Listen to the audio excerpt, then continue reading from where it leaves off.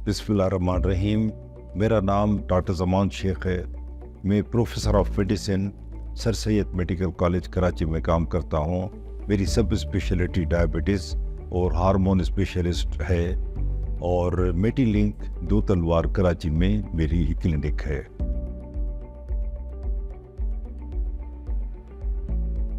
Diabetes के लिए मैं थोड़ा सा जिक्र करना चाहूँगा कि डायबिटीज़ बहुत आम बीमारी है पाकिस्तान में, और पाकिस्तान दारुल खिलाफा कहलाता है पूरी दुनिया में शुगर के हिसाब से, क्योंकि पाकिस्तान नंबर 1 है। अगर हम उसकी परसेंटेज या प्रिवलेंस देखें, यानी 33% हमारे पेशेंट जो है वो शुगर के मर्ज़ का शिकार हैं। इसका मतलब ये है कि हर 3 में से 1 आदमी को शुगर है। इतनी आम बीमारी है। दूसरे लफ्ज़ों में अगर ले तो पाकिस्तान तीसरे नंबर पे आता है शुगर के मरीज़ों के तनासब के हिसाब से। 3rd नंबर पे, पहले नंबर पे चाइना, फिर इंडिया, और ये 3rd नंबर पे पाकिस्तान है अगर शुगर के मरीज़ों के तनासब के हिसाब से देखा जाए तो। इसका मतलब है कि शुगर की बीमारी बड़ी आम बीमारी है।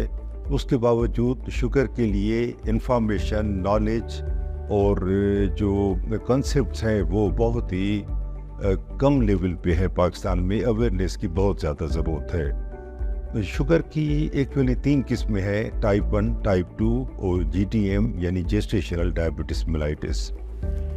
95% को टाइप 2 डायबिटीज़ है। हम जो कहते हैं कि वज़न कम करें, ये टाइप 2 को हम मुखातिब करते हैं, क्योंकि टाइप 1 में पहले ही वज़न कम होता है। टाइप 1 सिर्फ 5% मरीज़ों को है पाकिस्तान में, और वो ज़रा डिफरेंट ग्रुप है, क्योंकि वो दुबले पतले होते हैं, यंग होते हैं लड़के, या 20 साल से कम उम्र होती है उनकी।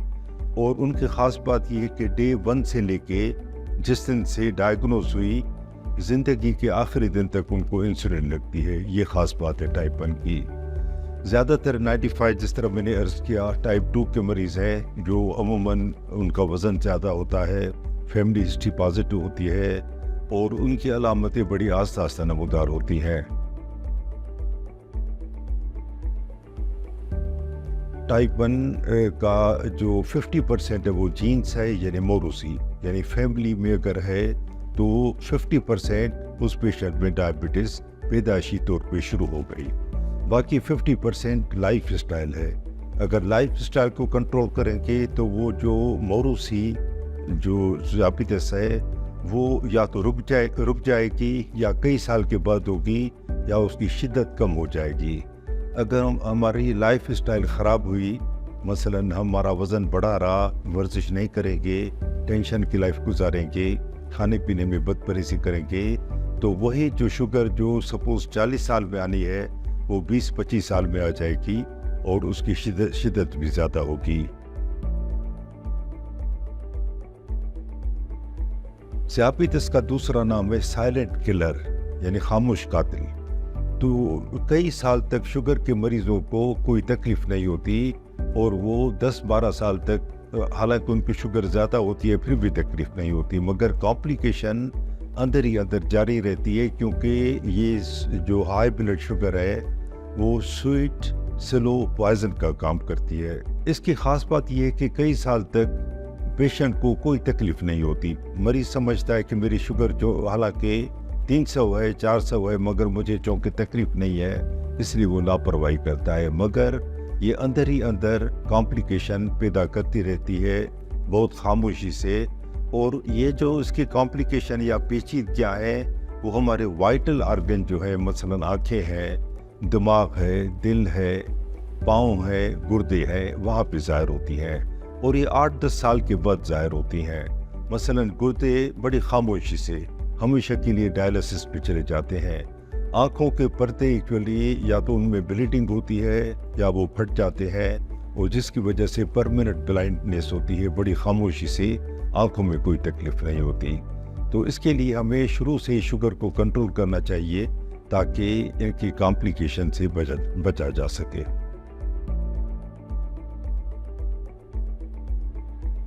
शुगर के बारे में बड़ी गलत फहमियाँ हैं। लोग समझते हैं कि हम कोई हर्बल मेडिसिन खा के या इस तरह की कोई वेजिटेबल खा के हम शुगर को कंट्रोल करेंगे, تو یہ بہت بڑی غلط فہمی ہے۔ مثلاً لوگ سمجھتے ہیں کہ سب سے کڑوی سبزی جو ہے وہ کریلا ہے، سب سے میٹھی بیماری ہے شوگر۔ اب ان کریلے زیادہ کھائیں گے تو اندر سے زبردست لڑائی ہوگی اور آخر میں شوگر شکست کھا جائے گی۔ یہ بہت بڑی غلط فہمی ہے۔ ہمیں چاہیے کہ جو ڈاکٹر صاحب نے آپ کو دوائیں لکھی ہیں وہ آپ لیتے رہیں۔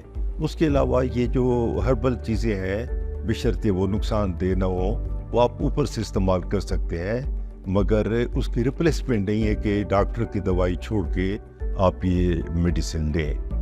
اور بھی کئی غلط فہمیاں ہیں، جیسے انسولین جو ہے وہ لاسٹ سٹیج ہے، قبرستان سے جانے سے پہلے انسولین ہے۔ یہ بہت بڑی غلط فہمی ہے۔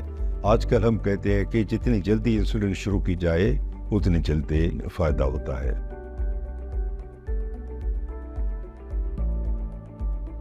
دنیا کی چند بیماریاں مشہور ہیں کہ بہت ایکسپینسو ان کا علاج ہوتا ہے۔ شوگر کا مرض انہی میں سے ایک ہے۔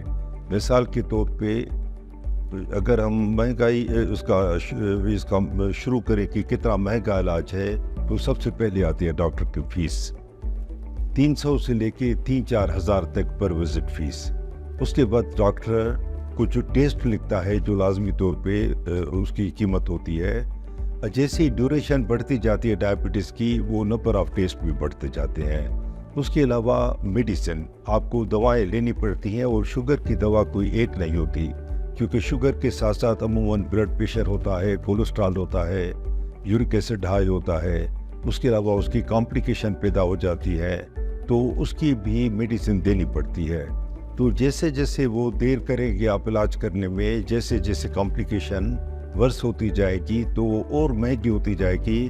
سپوز پاؤں میں ایک زخم بن گیا، اب اس کے لیے مہنگی اینٹی بائیوٹک ہوگی، اس کے لیے آپ اپنے روزگار پہ نہیں جا سکتے، اور جب تک پاؤں میں زخم رہے گا آپ کی انکم کم رہے گی اور خرچہ بڑھ جائے گا۔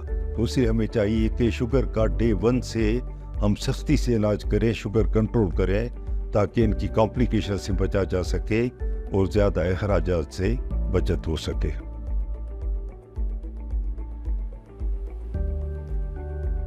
پاکستان میں تقریباً 60-70% دیہاتی علاقہ ہے، 30-40% شہری علاقہ ہے۔ اب دیہات میں ہمیں پتہ ہے کہ ہر سہولت کم ہے شہر کے لحاظ سے، اور ڈائبٹیز کی سہولتیں بھی اسی لحاظ سے کم ہے۔ ڈائبٹیز کے سینٹر جو ہے رورل ایریا میں یا دیہاتی علاقوں میں یا گاؤں میں بہت ہی کم ہے، اور بیسک جو کہنا چاہیے کہ ڈائبٹیز کے یونٹس ہیں وہاں فیسلٹی بہت کم ہے۔ وہاں ٹرینڈ اسٹاف جیسے ہے، جیسے ٹرینڈ ڈائبٹیز کے جو مریض ہوتے ہیں وہ شوگر کے اسپیشلسٹ ڈاکٹر کے پاس جانا چاہیے ان کو، جن کی بہت کمی ہے پاکستان میں۔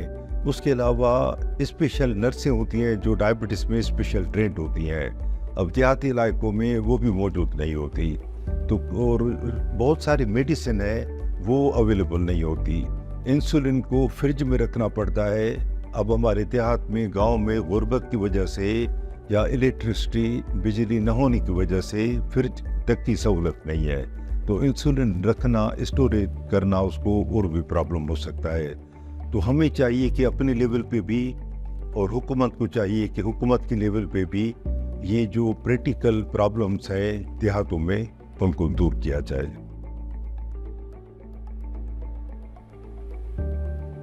آخر میں ایک بہت امپورٹنٹ میں میسیج دینا چاہوں گا کہ مریض میں غلط فہمی ہوتی ہے کہ ڈاکٹر صاحب میں 1 گھنٹہ ورزش تو کرتا ہوں، آپ نے جو 6 مہینے سے دوائیں دی ہیں وہ کھا تو رہا ہوں۔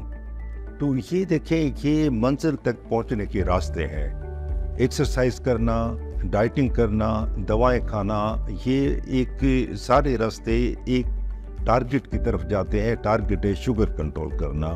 آپ کی فاسٹنگ بلڈ شوگر 110 سے کم ہونی چاہیے، رینڈم بلڈ شوگر 140 سے کم ہونی چاہیے، اور HbA1c جو 3 مہینے کا ایوریج بلڈ شوگر بتاتا ہے وہ میکسیمم زیادہ سے زیادہ 7% سے کم ہو تو پھر کمپلیکیشن نہیں ہوگی۔